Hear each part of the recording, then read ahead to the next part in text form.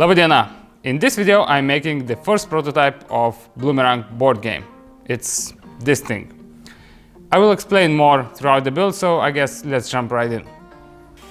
Just to avoid any confusion, I will say that this is not a regular board game to play with your family and have fun.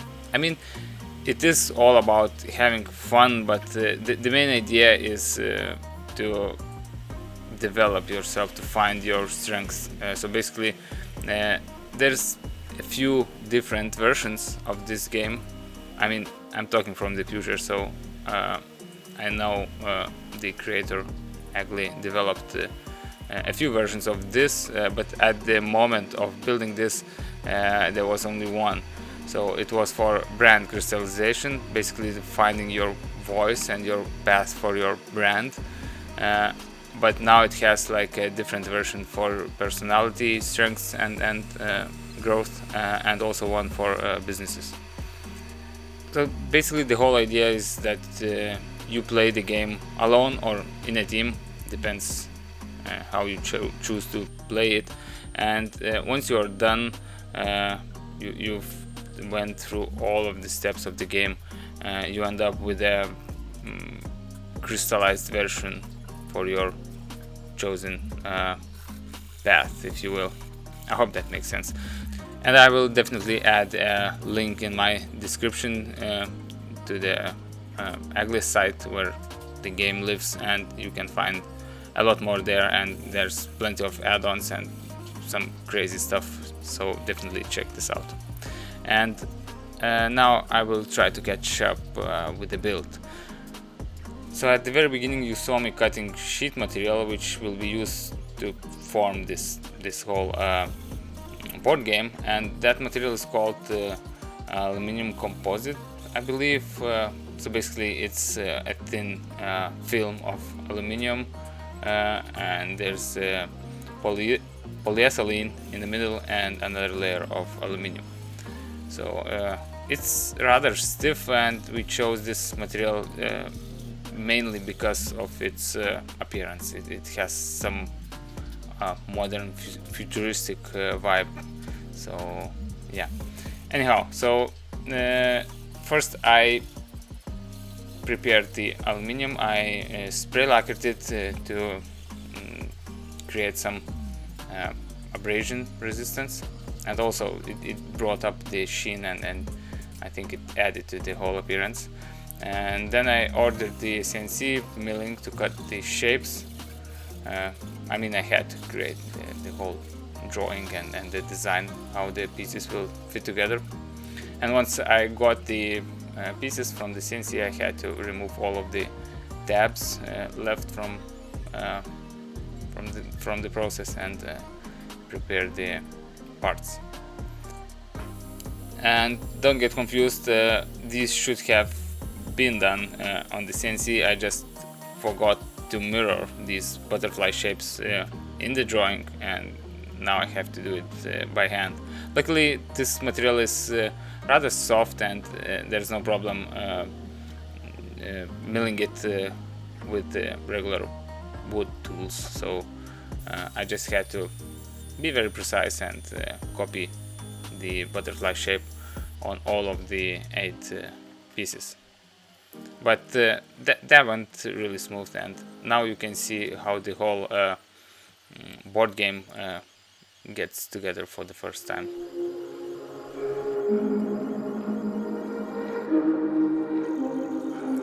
I'm laying out these petals to check the alignment and overall design. I was really eager to see this coming together as well. And once I was satisfied with the position of these petals, I secured these with this masking tape. And if you remember those butterflies underneath these petals, so those are will be used as a mechanical fixture or mechanical hold down for this whole board game.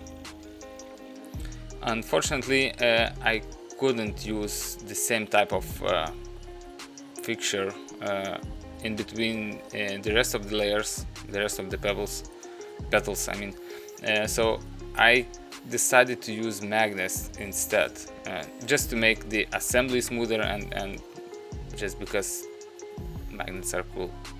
So what I'm doing here is drilling the pilot holes for the magnet locations, and once I drilled all of the holes for the second layer of the petals, I had to transfer these holes onto the last top layer of the petals, and I've done that by basically securing 3 petals together and transferring already drilled holes onto the new layer of petals. I stopped working on the flower for now, and I came back to making the locations for the cards, if you will. So it's hard to explain, but basically there will be 40 positions around this whole board game, and when you will make your turn, your figure will be exactly positioned at one or another location by the magnets. So I had to locate those magnets, and obviously it would have been a lot easier to do that in the CAD and make the CNC do the work, but this is the prototype. We have discussed this idea, and we landed on this design after those parts were ordered and cut. So it was no workaround but doing it by hand. Anyhow, that wasn't too terrible, and once I had all of the pilot holes marked, the rest was drilling a few hundred very shallow and precise holes for the magnets. But once I dialed in the drill press, it wasn't too terrible. It took a while, but it was fine. And the only visible pilot holes will be those sitting around the perimeter where the cards will live. So I decided to color those and make them visible and pronounced, if you will. So after I colored these, I sanded the whole bottom layer of this board game. As if you remember, I spray lacquered it, so there was no problem sanding it after drilling, because I was sanding only the lacquer layer, and after that I lacquered it one more time to make it all shiny again. And while the lacquer was curing, I decided to drill the rest of the holes and install all of the magnets. This time I had to be a bit more cautious placing the magnets, because they had to be in the right orientation. In other words, they had to be in the right polarity, because the petals will sit one on top of the other, and if the polarity is incorrect, they will push each other instead of pulling. Anyhow, that worked out really well. I haven't missed a single one, so I'm not sure if I was lucky or what. Anyway, one of the last steps was to glue the stickers on the top 2 layers of the petals. I could have ordered already pre-cut stickers, but I was in a really tight schedule, and I had to have the print in the same day, so that's the only type of print I was able to source. Anyhow, that wasn't too terrible, and the final result was good enough for the prototype. And this is the final portion of the build, and I'm creating a pawn. Well, actually, this will be a holder to hold the stone spheres. So stone spheres or stone balls will differ. They will be made out of different stones, and that's how you will choose your pawn. And the holder I'm making will be the same for every single sphere. I hope that makes some sense. And the initial idea was to create that holder in the shape of a leaf, just because the whole theme of the game is a flower, a cosmic flower.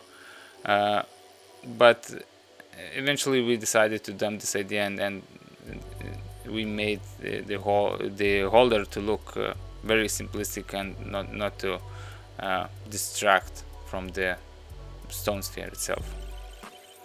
Anyway, the idea here is fairly simple. I just sculpted one pawn, and then using these straws I suspended it in the cup and filled the cup with silicone to create a negative form of the holder. And once the silicone is cured, I removed the inners of it, and then I filled it with polyurethane resin, just because it sets really quickly, and I was able to replicate these holders fairly quickly. All was left to do is cut off the excess, drill a hole for the magnet, glue in the magnet, and voila. And I believe that's about it with this game, with this build. I will leave you with some footage from testing the game, and I would like to sincerely thank you for being with me, and I really hope to see you soon. Bye bye!